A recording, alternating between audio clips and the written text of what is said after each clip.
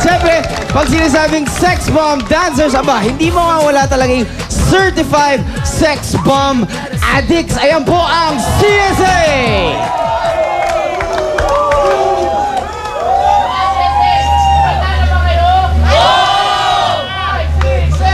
Amir tayo, magaling ang idol ko.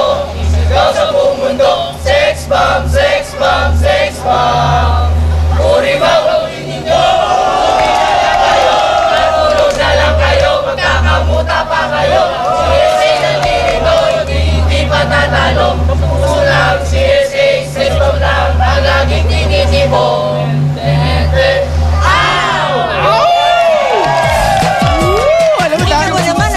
Nakakarami ang Curimaw Boys. Binawi naman ang ating CSA ang kanilang interpretative cheer. Pero kulang sa kanila yung short shorts. Dapat talaga sila naka two-piece eh.